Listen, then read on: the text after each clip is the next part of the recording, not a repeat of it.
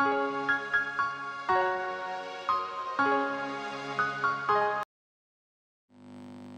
Friends, जय Shri Ram. Welcome to my channel CSC official online साथी।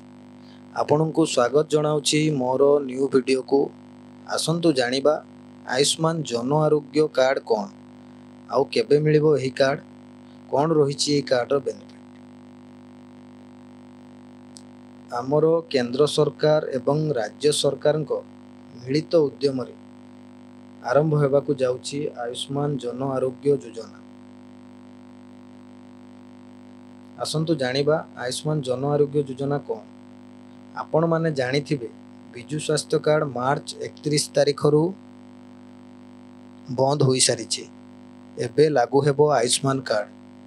एही कार्ड रे आपण सही समान बेनिफिट पाई परिबे। 5 लाख टंकार महिला माननक पई आउ अतिरिक्त 5 लाख टंका। एही कार्ड द्वारा आपण समस्त सरकारी एवं बेसरकारी हॉस्पिटल गुडी करे मागणा चिकित्सा पाई परिबे।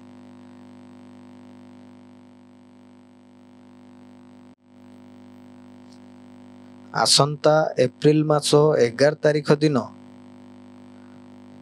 कटक बालीजात्रा पड़ियारू एही कार्ड रो शुभारंभ हेबाकु जाउछि।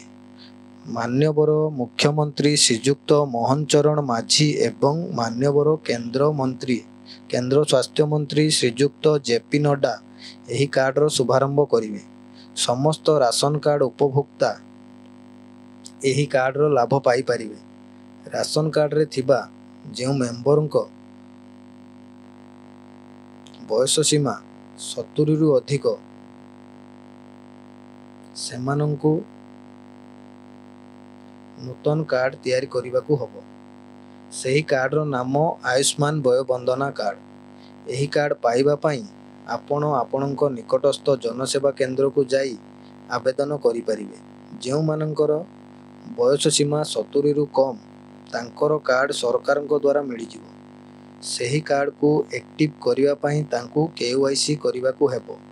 केवाईसी करिवा पई आधार कार्ड आवश्यक।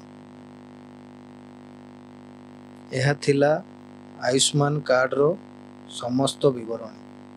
आशा करूची आपनकू वीडियोटी भलो लागिवो। जदि भलो लागिला लाइक शेयर सब्सक्राइब करिबाकू भूलिबेनी। Thank you.